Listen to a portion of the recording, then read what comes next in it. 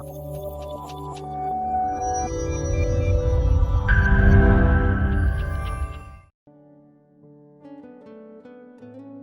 very warm welcome to all the attendees. I'm Rashika and I'll be the moderator during the webinar. The topic for today's webinar is Augmented Intelligence Accelerating Data to Actions. The presenter of today's webinar are Mr. Ramendra Shukla, co-founder and CEO of Exponentia, and Mr. Rishikesh Deshmukh, principal consultant at Exponentia. A couple of instructions I'd like to share before we start the session.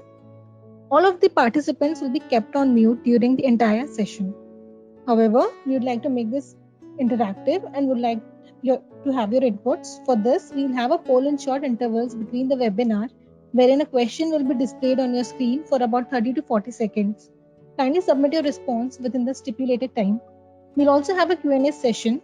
You may raise your question anytime between the session in the chat box available on the control panel on the top right corner of your screen, and we'll take it up at the end of the presentation. With this, I'd like to invite Mr. Ramendra to begin the webinar.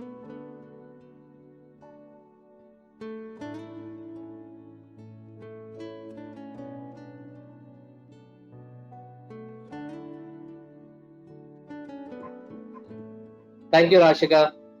Good afternoon, everybody, and thanks for joining this webinar. First of all, let me take this opportunity to, introduce Exponentia to everyone on the webinar. And then we will quickly get into the importance of augmented intelligence in today's environment. We go through 5 aspects where you can leverage AI in your organization, and a couple of pointers on things we have done with some of our enterprise clients, and how we could quickly get started on this journey. So let me first begin with introducing Exponentia. So we are an AI tech company with products and solutions across data and AI value chain. Our focus areas are accelerating data to actions, journey for enterprises. Also through our product, which is Engagely.ai, we work on customer engagement, and we provide solutions across different channels to enhance the entire customer experience with the digital brands. We started Exponentia in 2014, and in the 6-year journey, we are now a 200 people strong organization with offices in India, UK, and Singapore. And we are leading partners with some of the marquee OEM players such as Click, Microsoft Azure, AWS, Automation Anywhere, Cloudera, and Denodo. We have been working very closely with these clients to put up our solutions. In terms of enterprises, we have been fortunate, and we have been working for a long time with some of the large enterprises such as Kotak Mahindra Bank, National Bank of Oman. We started a journey, IDFC Capital First, PayPal, Godrej, Adani Group, Mahindra Group. So and in all of them, basically the engagement model is to look at where are they, or what are the specific requirements on data, AI, conversational AI, and then accordingly take it forward. So in terms of our offerings, we are looking at advisory services both on data and AI strategy, the unified platforms. Then we set up augmented analytics platforms. In many cases, these are platforms which are legacy platforms are also existing. So we look at modernization of platforms. How do we operationalize ML platforms? Management of analytics units, data evangelization workshop to set up the right culture across organization. On the data footprint itself, we work on big data lakes, whether it is on-prem or on cloud, and various other data solutions for enterprises. What we have done is we have also packaged a couple of our solutions, in terms of one tap and customer intelligence. These are very specific offerings to democratize analytics. And other than that, the conversational AI platform which we have for driving customer engagements. Yeah, so that's about the introduction, and we will quickly move on to the main topic of the day, which is augmented intelligence. Now, augmented intelligence is a fairly large field with a lot of scope. Here, what we are talking about is data and AI value chain. and the entire data to action journey. So going by the first principles approach, in today's world, we are all aware that data derived intelligence is the key to winning in the digital economy. Digital businesses thrive on data, and frankly speaking, there is no business which is not digital business. Today, every business is increasingly becoming digital, and traditional insurance is now insurtech, or marketing is now martech. So we know that this is something which is extremely critical to manage customer experiences, risk management, or running the business operations. And as data and analytics practitioners, what we see is that value of data and analytics across organizations are increasing extremely important function, and there are setups which are happening around making it much more strategic than what it is. However, the entire data intelligence ecosystem is also getting much more complex. So if you look at most of the organizations, these systems which have been set up are set up with certain type of stability in mind, and also for certain use cases.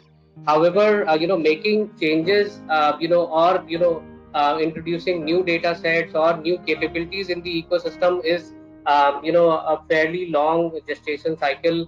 In many cases, use cases take months to get delivered, and this is something which is probably a very detrimental to the agility required in digital businesses. The second aspect is that even if we look at the BI tools, what happens is that the adoption of BI tools across enterprises have been on the lower side, and even in couple of recent surveys, what is coming out is the penetration level may be around 30-35% across even across larger enterprises. So this is also something which one needs to look at, especially as we are moving into more data and AI centric world. The other thing which is happening is that the entire digital ecosystem is built upon a lot of new products which have to be introduced very quickly.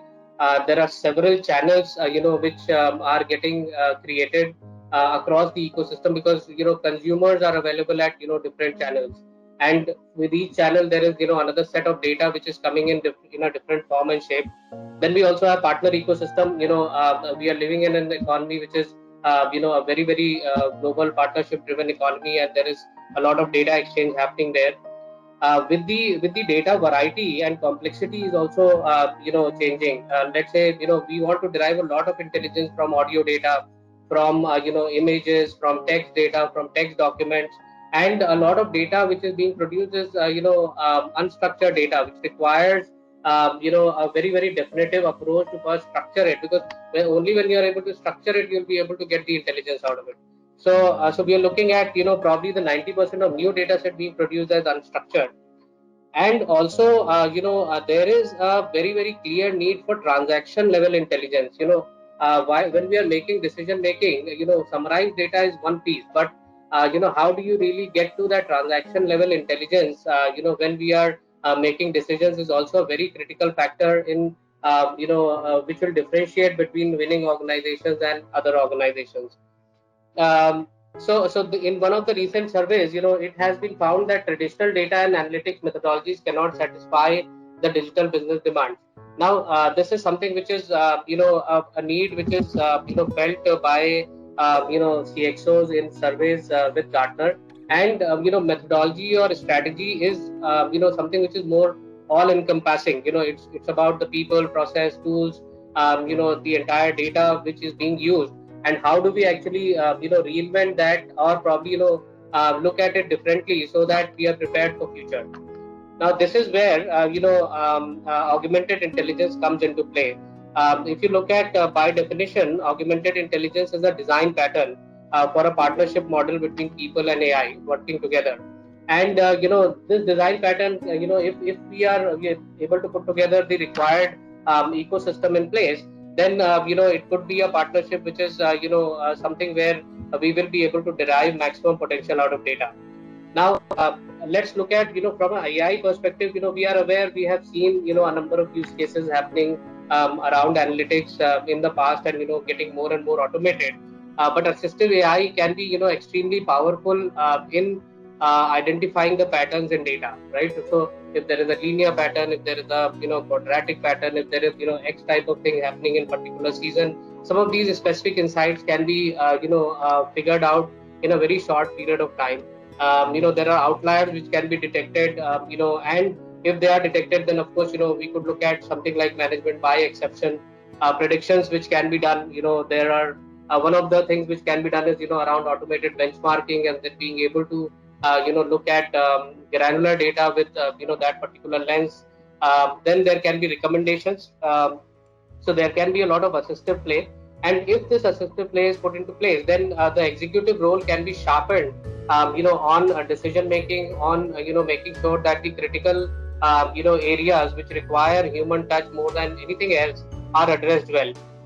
So that is where, there is a, assistive role which can actually shape up, accelerate the entire data to action journey.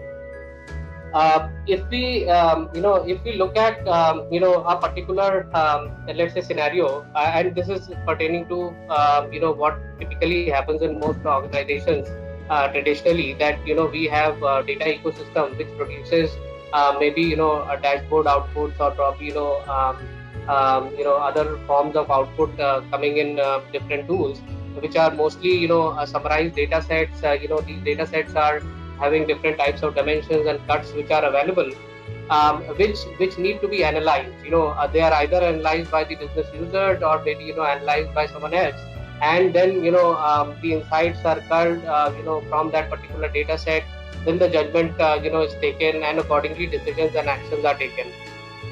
In such a scenario, let's take an example of, for example, regional manager in sales.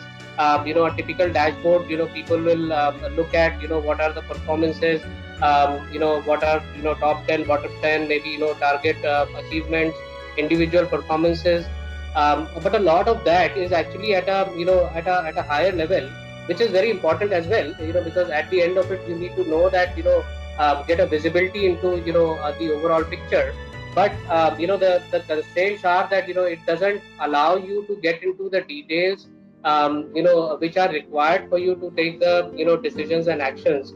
And with all the more data set, coming in from, different channels, the granular decision making is all the more critical. Whereas, if we consider another scenario, which is going to be the future, probably in the next couple of years, and there is a movement which has already happened, very very rapid movement in the last 1 or 2 years, is that the human processor which is there in the system, whether it is for the analysis of data, or whether it is for, culling out the insights, is being replaced by an AI processor. So you are not looking at, the summary data. Maybe, summary and detailed data is largely looked at, by a system, and that system is producing insights and possible actions, recommendations, exceptions, which can then be acted upon. So it's not necessary that, all the decisions have to be taken based on that data, but that data can prioritize things for you. That data can actually recommend things which can be very very powerful, and can shorten the entire cycle. At the same time, because if the decisions are not taken in a timely manner, actually you will not be coming to know that, something is really seeking your attention on that front. And in such a scenario, basically, what happens with the same decision maker, is that, the decision maker is not only getting some of those key inputs, but at the same time they are getting granular level insights. For example, contribution of grooming products in a particular region, for top executives is down by 10%. Or probably, the other way to look at it is that we also need to look into the drivers. Today, when we are doing, self-service analysis, most of the time we are restricting ourselves to dimensions, right? That these are the 4 dimensions of data. Let's look at it this way. But when we look at it analytically, what we are looking at are the drivers of the business as well, right? That, why is it that, this particular thing is happening? What is it that that is hidden, and we are not able to see that pattern in simple cuts. There could be, again, a predictive angle to the entire piece, that, I could predict things for the next quarter and make sure that we are, understanding things in advance, from the data patterns which are available. And also, as I earlier mentioned, that, exceptions and management by exceptions is a very, very powerful concept as well. Because, at the end of it, if things are, normal, okay, it is fine within the degree of, acceptance. But if they are not, then, how do you analyze it at a more granular level? So recommendations can be given here, saying that, you need to probably, look at this particular, area, because there are more exceptions here. And then people can dig deep into that area to figure out that, what is the next step to be taken. So this is a journey, which is, in the making for, the decision makers. And if you look at the entire process, it can be accelerated significantly if we are able to, incubate this into, the organization, fabric. Similarly, when we are talking about data value chain, we are talking about several other roles as well. And, so all of us, have seen that, analytics of any kind requires a lot of work on data preparation side. So we have a set of data engineers working, continuously to produce, a very, very accurate and stable, set of data set. But, if you look at that journey also, there is a lot of, software coding, automation, manual intervention which is required. And there is a need for intelligence in that area, to expedite the addition of new data sets, to be able to derive value from the data set which has not been analyzed earlier, maybe structuring of data set.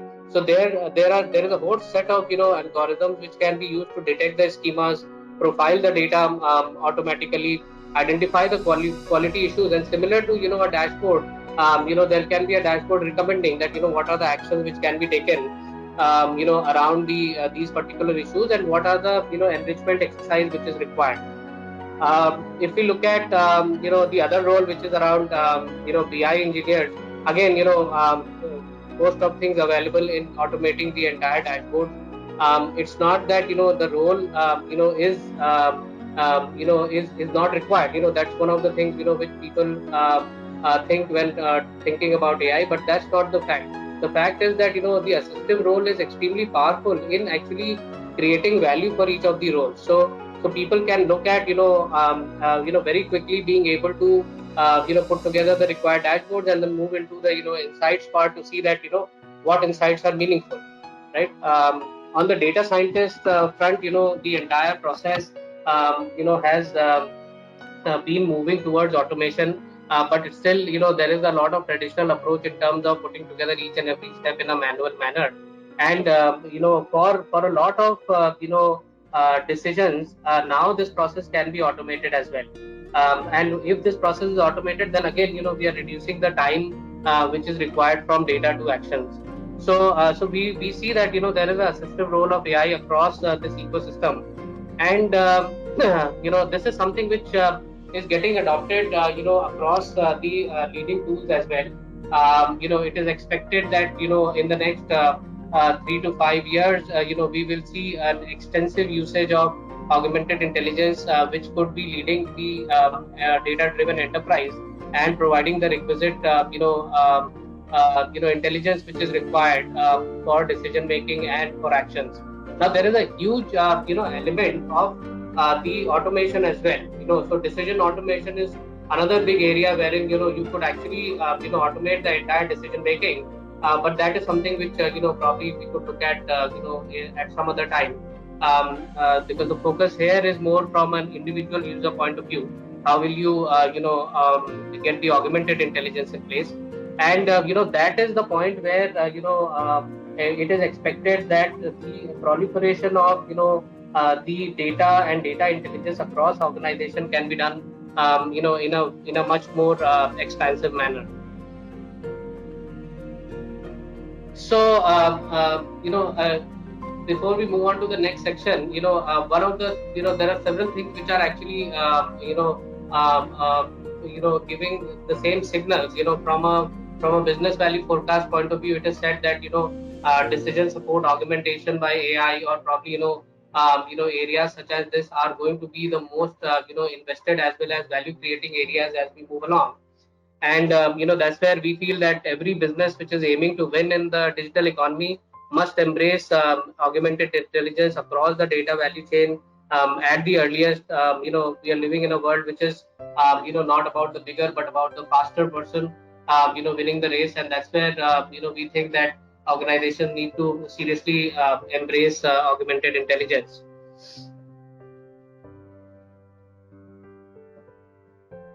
So in the next section, we will talk about five aspects, and have a couple of demonstrations, to take you through what are the, possibilities here. And so I'll pass it on to Rishikesh. Rishi, over to you to take it forward. Sure. Thanks, Ramendra. Thanks for this insightful introduction. And I hope the attendees are now, abreast about what augmented analytics and intelligence is and how it is helpful if they have it implemented in their organization.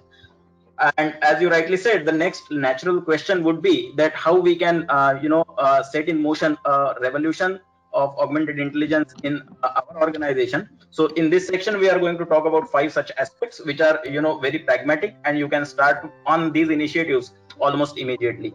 We will also cover some of the demos in this section, which will give you an idea of what all things you can have implemented and what benefits you can, practically achieve from it.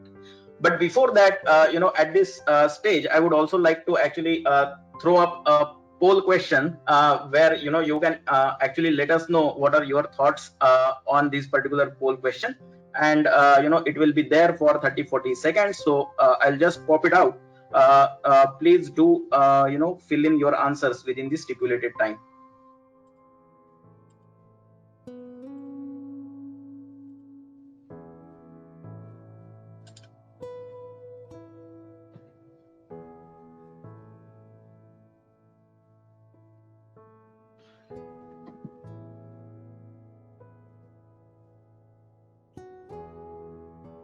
I hope the poll question is visible to you. I see responses, so yes.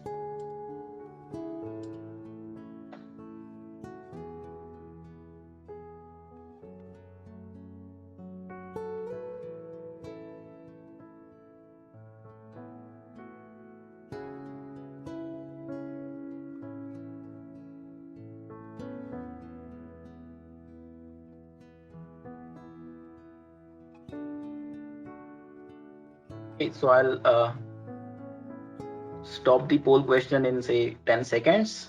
Please vote.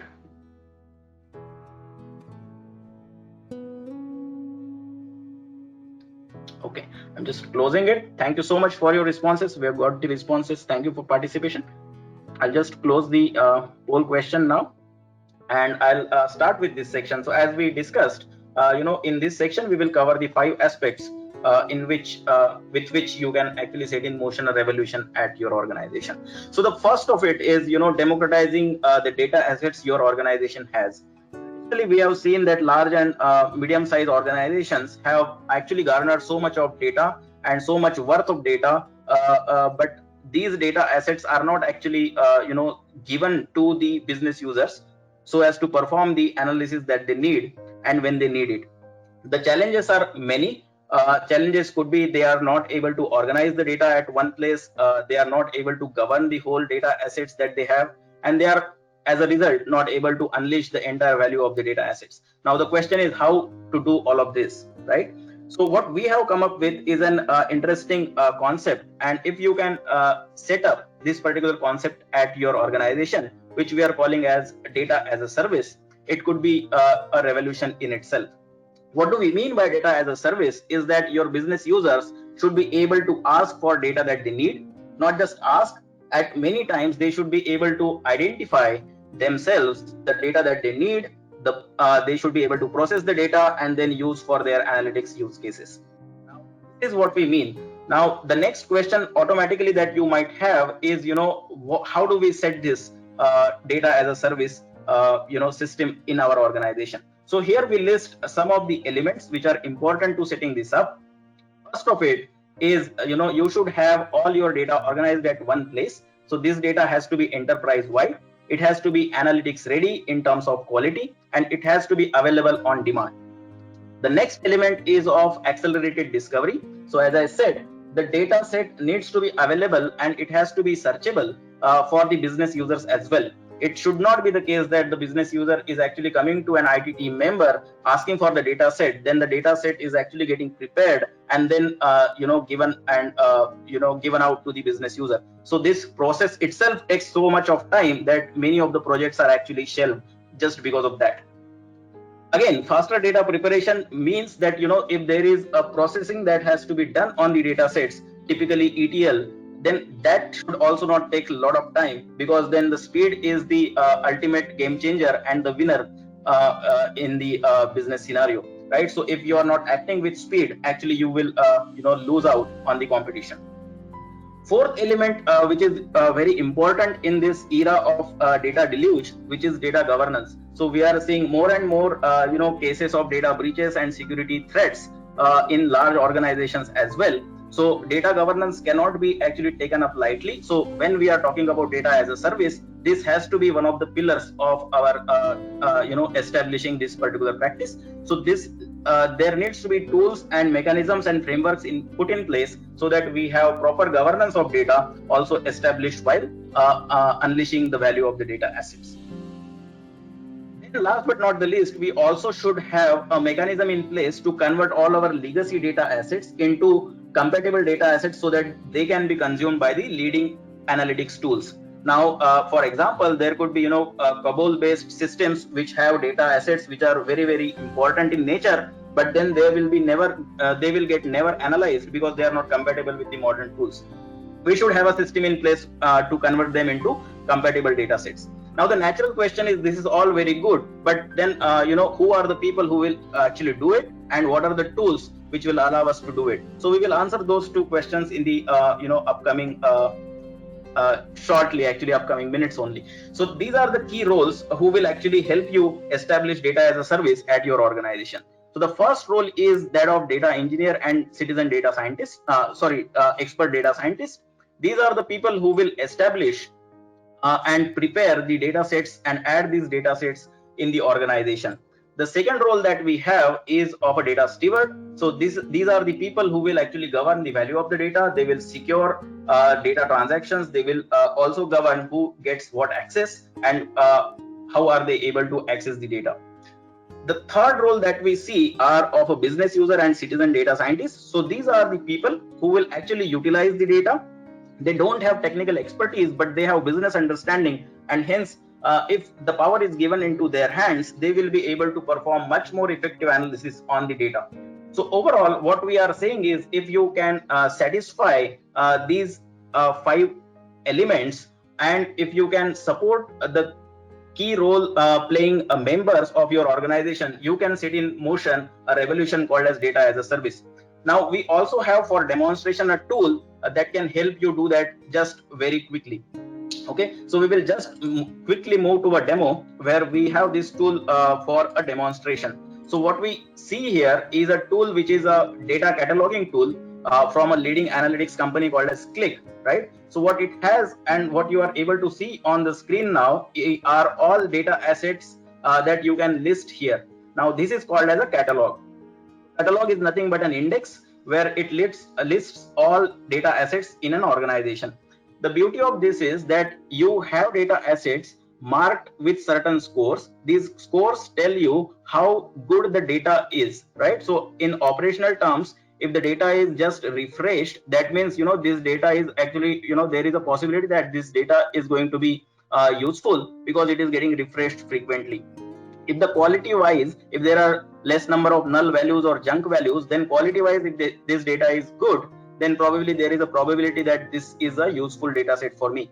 And popularity. So if somebody in your team is already using this data set, then you might very well be sure that this can be data set that is useful for your purposes as well, right? So this is a simple indicator but very powerful indicator for a business user who don't understand where to pick up data from.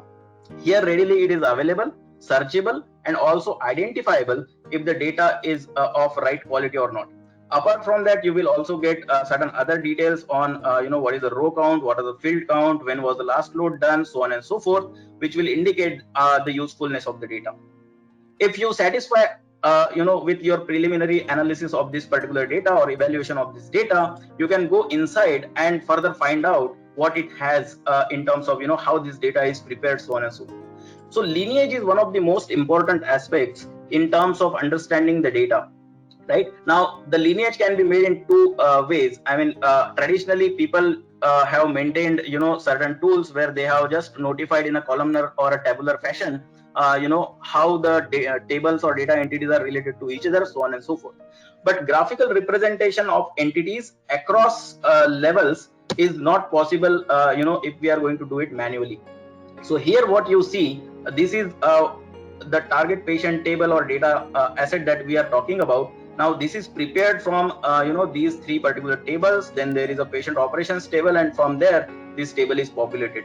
So this is how it is prepared. But then we also get a forward lineage in terms of how this particular table is also supporting many of the other target tables. So it's not just that you get a backward lineage, but you also get a forward lineage. Other thing that we can do is actually increase the depth of this lineage and then see the ultimate end-to-end lineage of this particular table. So right from this source table to this particular table and then also onwards. So this in a nutshell, the point is that you get an entire view of how the data was prepared, what all tables were consumed in preparation of this data. Then you get also a sense on whether this data is useful for your purposes or not. Right. So once you've seen the lineage, find that this data could be useful, you may also want to have a look at the sample data. So in this, what you see is the total number of columns that are available in this particular data set. What are the values available in this data set? Are there any null values? So do I need to sort of do something about it or not? So on and so forth. After doing this analysis at the upfront, if you want to sort of go deeper into it, you can just download this data into one of these formats and then do a whole lot of other analysis that you want to carry out. So for our purposes, we'll not do that. What we can do is, if we are satisfied, we can just add it to cart. Now, add to cart is a functionality that we all know and are familiar with because of our e-commerce experience. So it's the similar functionality. You have just added it to cart, and we can now take action upon it. So the action can be I can prepare the data further. If I want to, I can publish this data to many other tools where I want to carry out analysis, or you can publish this data to ClickSense, which is actually a tool coming from the same family, and hence it integrates seamlessly with it. So I'm just publishing this data to a analytics tool where we will be able to create a dashboard on top of this data, right? So the benefit of this is, for a business user, the business user is going to the catalog, analyzing and understanding the data. If the data is found useful, then that user can actually add this data to a cart, and then from there it can be integrated to an analytics tool.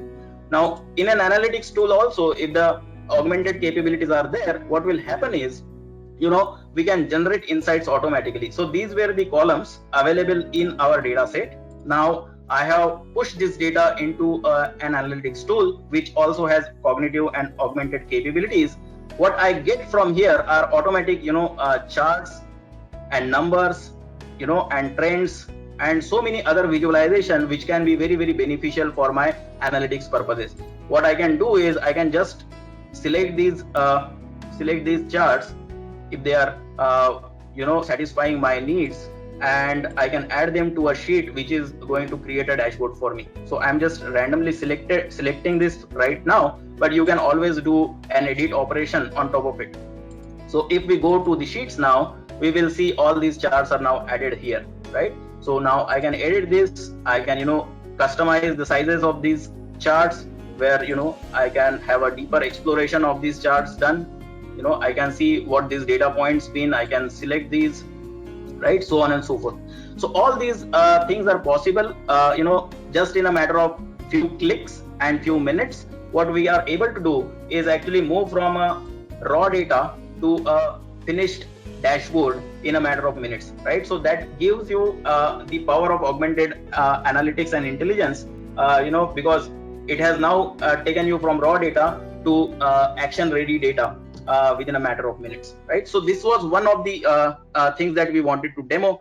The other thing that we will demo after our next discussion is on how you can do consumer oriented analytics.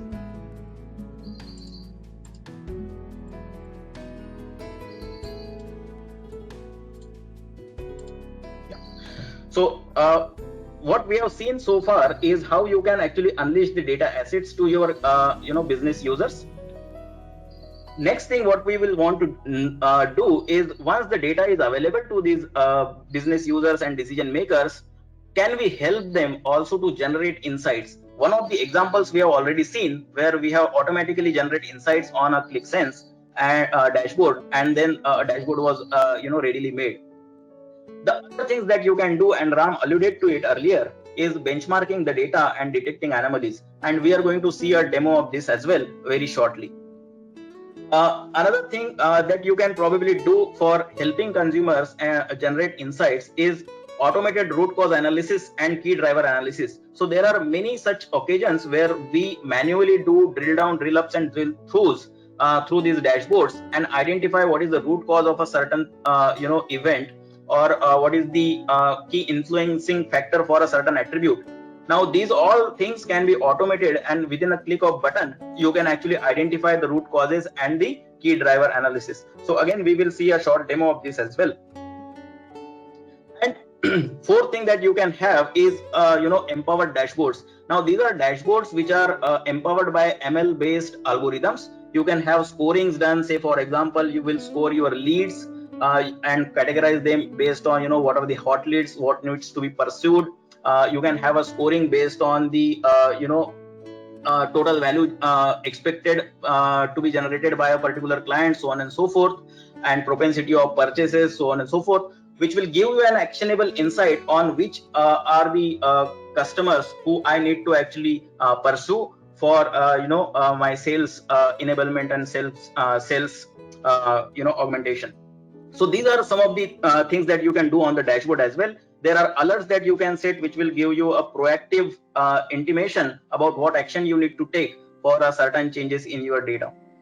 And then there is whole host of new paradigm on natural language generation and processing, where you can interact with the data systems through natural languages. This is very, very powerful because adoption is dependent on accessibility, and accessibility is the best when you are interacting with system in your own language, right? So if that is the case, it has to increase the adaptability, which is very, very low in case of analytics solution across organizations, and especially in the top management. So let us quickly also move on to a demo where we see all these aspects in action, and I'll show you how some of these things can be very, very easily implemented at your organization as well. Okay, so we again go to a demo where we have this particular thing set up for you to see in action how we can have natural language questions asked of the data, so that you get answers again in natural language or in a visualization form, which is best for the interpretation. Okay, so here is one dashboard that is created, and this dashboard is created for a healthcare equipment manufacturer. Here what we are analyzing is a supply chain performance, and within supply chain performance we are analyzing back order analysis. So we are analyzing back order percent basically. So we are trying to understand what are the factors which influence back orders, what are the months, products, so on and so forth, which are having back orders which are more than the average, and all other kinds of analysis, right? So what is happening here in this text box, we can ask questions in a natural language, English. It has also given us certain recommendation to start with. So maybe we can just start by the recommended question. So the question is, what is the percentage on back order by product type? So it has automatically created a chart by product type and percent back order, and we can understand that patient monitoring is the product type which is showing maximum back orders. I can very well supplement this question if I have a query that what is this back order by product type and month. So what has happened now is that same chart has got changed, and it has also introduced another dimension which is month.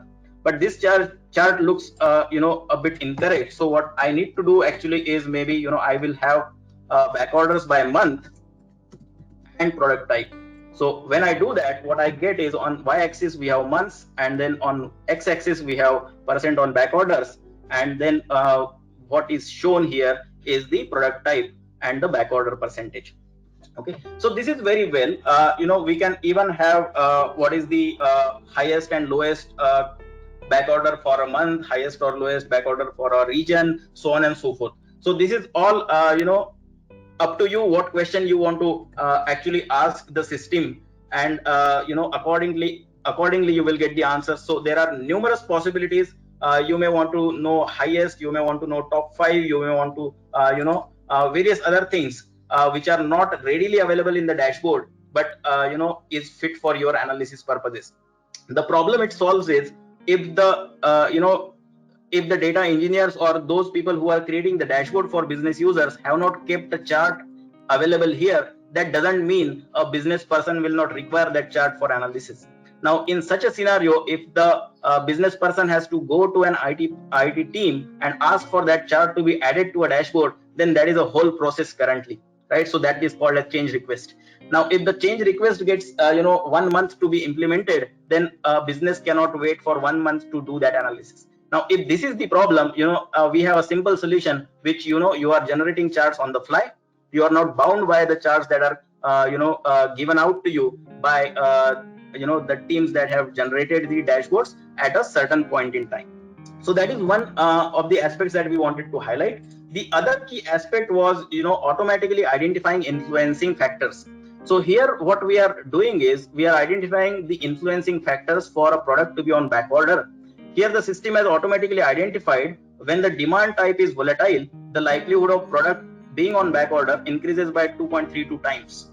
So automatically we are now aware that if we can control this demand volatility or demand type volatility, our back order count will go down. So if this is the insight, it automatically tells us that we need to do something about this. Another thing that the system has automatically done is it has segmented the data basis its understanding of the data. Now there are 5 segments available here. Let us go into this segment because it has the highest product back order.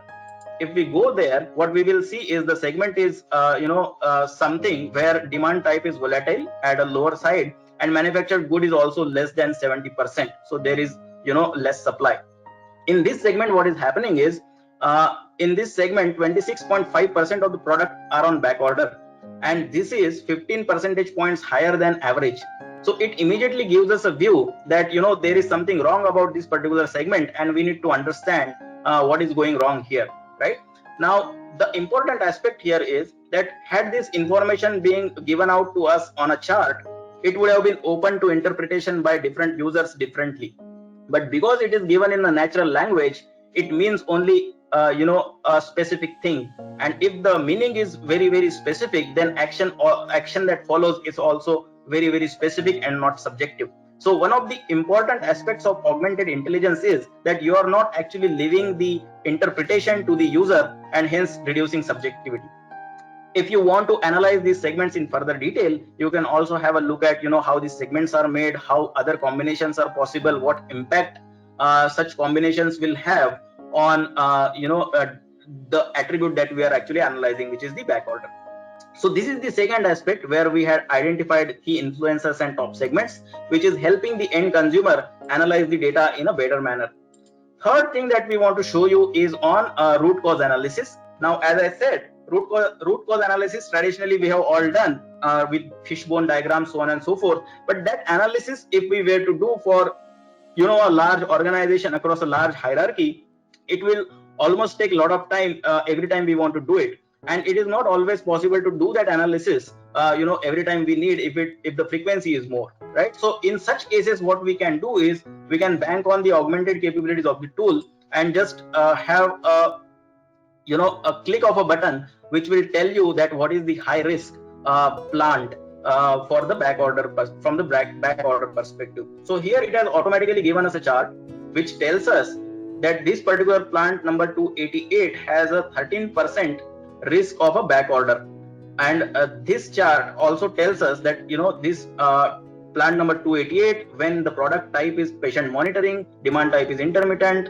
so on and so forth, is going to actually give us this particular back order. So what we need to do is, fix this problem and trace the path, fixing the problem, so that, we don't have back orders coming out from this particular plant. So in a nutshell, what we are trying to say is that you have full capability of, augmenting the entire intelligence, which the tools have, to analyze the data and give you automated insights. The job of the decision maker is to actually just understand the data, understand the insights that are coming out, and then set in motion the process for taking action. So this reduces the time to action very, very sharply, and hence the business users are able to focus more on the data side of things.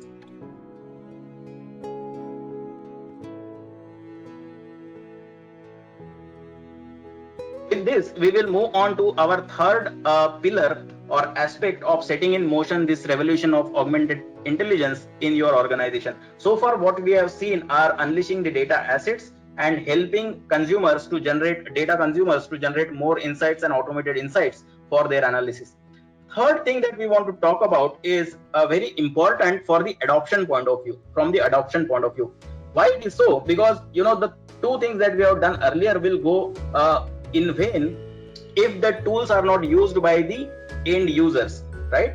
And one way to do it is actually have these tools available on the platforms of choice of these particular data consumers. So the simple ways to do it is actually to have these tools available on mobile platforms, because top management or even the frontline people who are sales organization people, they all have handheld devices and they are familiar with these devices. So if you can have your analytics solutions embedded there, then probably the rate of adoption will go up. Second way to do the same thing is there are a lot of enterprise applications that our people are using, like CRM and ERP platforms. If we can have analytics solutions embedded there, then because they are already using those platforms, the usage of these solutions also will go up. So this is another way where we can increase the adoption through embedded analytics of these solutions in our organization. We will see a quick demo of mobile platform, how mobile platform OneTap, which is our in-house solution, and how we have embedded anomaly detection engine on OneTap, which helps organization to identify what are the anomaly at the transaction level. It's a fairly large healthcare organization which is able to identify granular anomalies at a patient bill ID level. So we will go there, but before that we will also see some of the other things that we want to cover. So in this next section, now we are shifting our focus from consumer to actually those people who are creating the data for the data consumers. Now what we are talking about is the whole process of setting up a BI platform or a BI dashboard.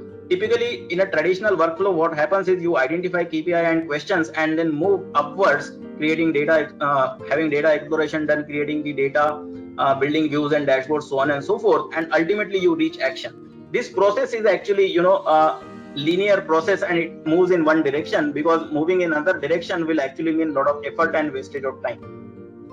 The second, the augmented BI workflow nowadays, what happens is you have most of the intermediate stages either fully automated or partially automated, and we will see a demo of this too, how we can augment data exploration, data preparation, so on and so forth, and speed up this process. We have already seen one demo where we moved from raw to ready data. We will see another where we will see how you can do data profiling, how you can do data cleansing, so on and so forth.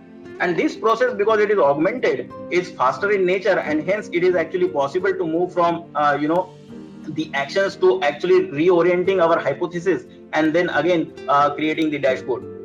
The same thing is true for ML model building as well, where a lot of time goes into data exploration, preparation, feature engineering, so on and so forth.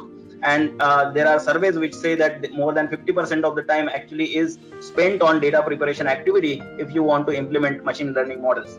So in this scenario, if you have tools which can augment and help you do all of these time consuming tasks, then actually your time to market or time to roll out such initiatives is faster.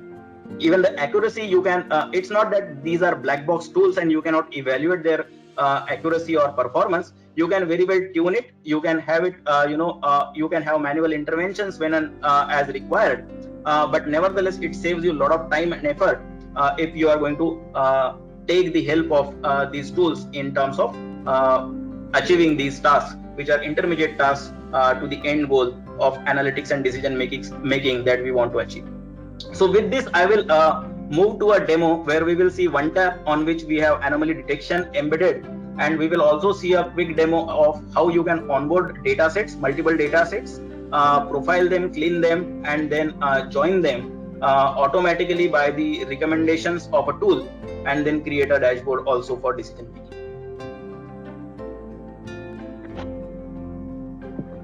OneTap is a mobile platform that we have developed in-house, and this is targeted towards top management, typically because the adoption is low. What you see on this particular screen is a bar chart which is giving you a department-wise distribution of revenue for a healthcare organization. Now, from this, if you were to identify what are the anomalous data points, it is almost impossible to do, because typically a business is not a single variable phenomenon. It has multiple variables combining to give us a result. So we have to actually understand the data from multivariate point of view, and hence it is important to identify what are the anomalies from all these aspects. Now, humanly it is not possible to analyze multivariate problem, and hence algorithms based on machine learning help us do that, right? So here what we have is a simple filter which says detect anomaly. If you select yes, it will automatically identify the anomalies and mark it in red. So if you can, Vishav, go in a landscape mode. Yeah, thank you. So what we can identify, it has already automatically sorted also the departments which are anomalous in nature. Now if we see there are quite a few departments which look similar in the red and green color in terms of their absolute value in terms of revenue, but still some of them are anomalous and others are not. For example, you can take radiotherapy in anomalous, and diabetology which is not anomalous, right? So they are equally or similar to each other in terms of revenue, but still one is anomalous. If we can go in one of them, Vishav, probably say cardiac surgery. Okay, so in cardiac surgery, again, when we drill down, what we see are there are different types of services that we offer, and within those services, what are the anomalous transactions. Within this, if we go further down, we will see I think doctor level performance, and understand which are the doctors who are not showing anomalous behavior. Now at a doctor level, we find that there is one doctor, Pawan Kumar, who is showing some anomalous transactions. So if we go inside this, we will see all transactions for this particular doctor by days. Now there is only one day, which is 10th of June 2012, for which there is an anomalous transaction. If we go deeper, we will see that there are bill numbers, right, for which there are anomalies, and these are the bill numbers. So for operational user, if you want to find out anomalies, and if you want to sort of understand where are the anomalies, then you cannot go deeper than this. This is the ultimate transaction level anomaly identified, which would have been humanly impossible if you were to do this task just by drilling up and drilling down, because you have to analyze the performance across time as well as across multiple departments, so on and so forth, which is just not possible by just drilling up, drilling down, and selecting the filters. So here in such cases we need help from augmented intelligence, and embedded analytics will actually make it more and more pervasive and adoptable. So this is a powerful thing that we wanted to show on a mobile device, how you can embed augmented intelligence and help your decision makers make those decisions and understand the data. So this is about OneTap. Next, Vishav, if we can go to the other demo where we are going to show how we can prepare the data, profile it, and use it in decision making. So again, this is a very powerful thing. Here we are actually doing it for an insurance data. So there is a claims file that we are processing, within which there are multiple tables. There are 4 tables we want to process. So once this process, once these tables are onboarded, we will be able to see the data. So if we quickly load the data, we will be able to manage the data further, where we will understand what kind of values are available in the data, what are the mean, median, average, maximum and minimum values in each of the columns, which is actually nothing but a profile of the column. Basis the profile of the column, we will be able to identify whether this column needs some updation, cleansing, so on and so forth, and there are options to take that action as well. So for example, if we go into this TPH table, what we see here on this TPH column is, as I said, on this left hand side bottom card, we have value range, which gives us minimum, median, average and maximum. If you see maximum, it is 999. So for a column which is saying age, 999 looks very incorrect. So probably we should correct this value.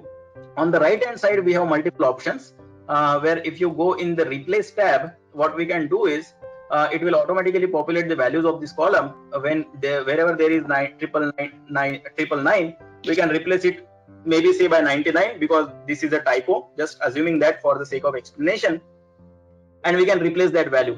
Now if we see the maximum value has now changed to 504, again this looks like a incorrect value. So what we can do is just search for that value and again replace it. Probably this time we will replace it with the average of the column, so that we don't imbalance the overall data. So once we do that, probably this time we'll get the right values. Yeah, so now the maximum value is 99, which looks okay.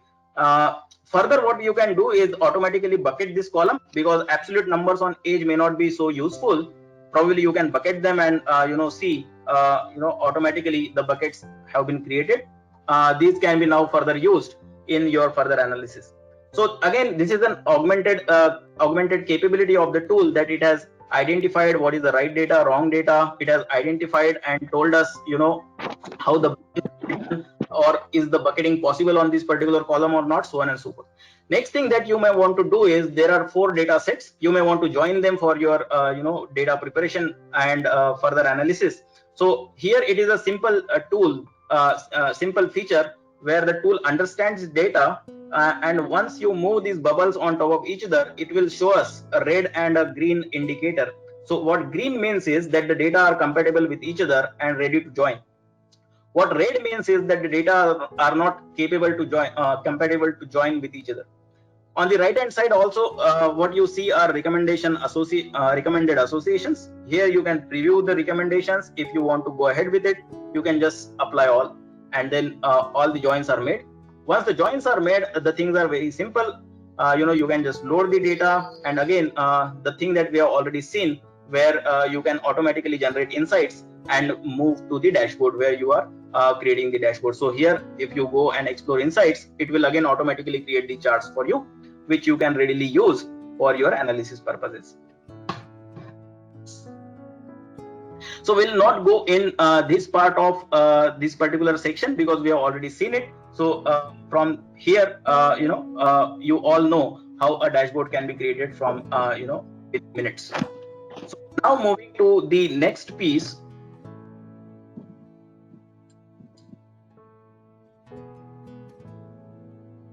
We should, yeah, thank you.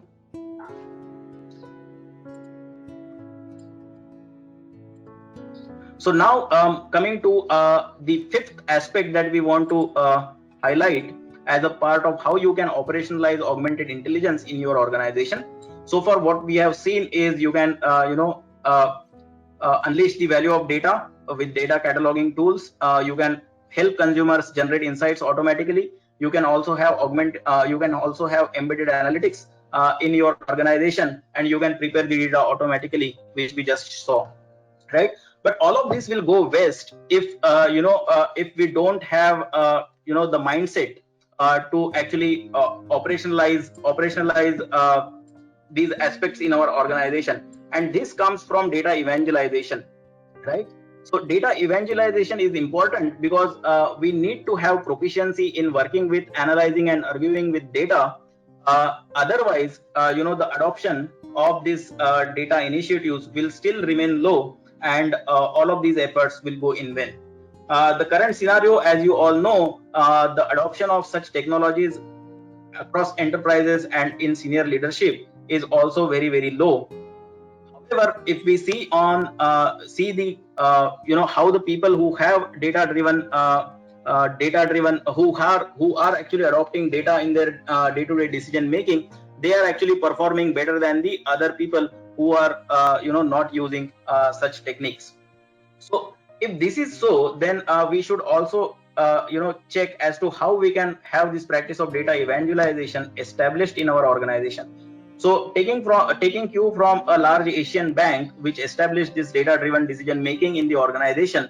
So what they did was they established a data driven culture by finding data champions. So data champions are the data evangelists who are actually talking and helping people to adopt data in their day-to-day decision making. They are making people learn and relearn more and more techniques about how they can adopt to newer data techniques and data management tools, so that they are supported well in their decision making.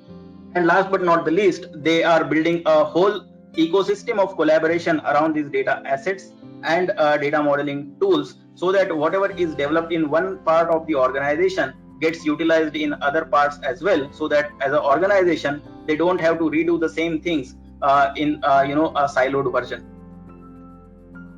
As we already said, analytics is becoming more and more agile and pervasive with augmented intelligence. However, its true benefits will be realized by those organizations who actually follow this data evangelization as a mission, because adoption will beget the results, not just the initiatives and the investments that we are going to do. So it's as much technical as cultural, this whole revolution of data intelligence. So if you want to set it in motion, this cultural change also has to undergo. So now that we have seen these 5 aspects as to how you can actualize data intelligence in your organization, what we would want to do is help you get started with this revolution. And for doing that, I'll again invite Ram to help us. And while Ram is coming back, I'll just want to it is time for our second poll question. So it will be on your screen. Start recording your response for the second question as well.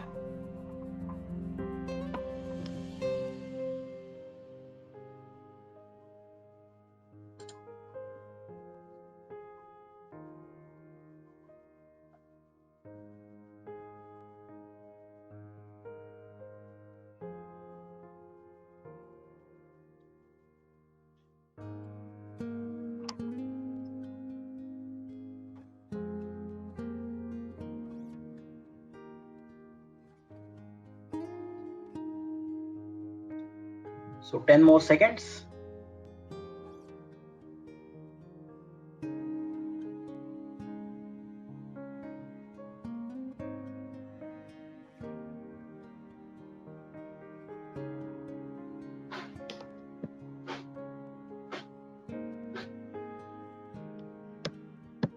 Okay, so I'm closing the poll now, and we'll move to the next section.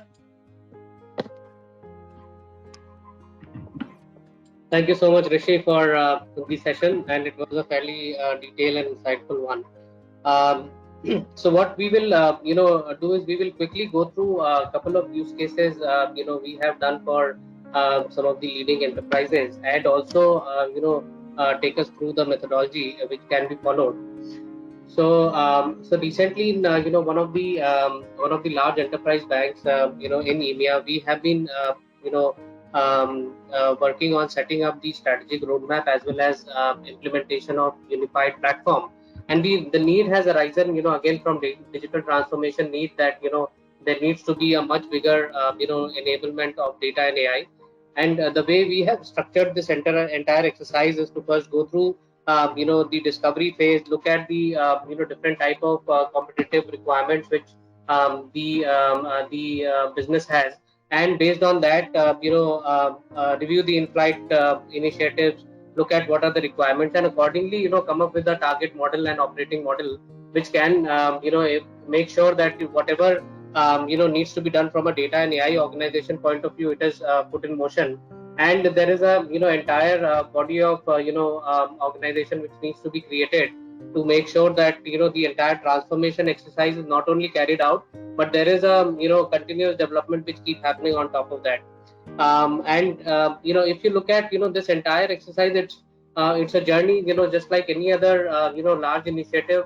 The journey needs to happen with probably the use cases which are having maximum impact.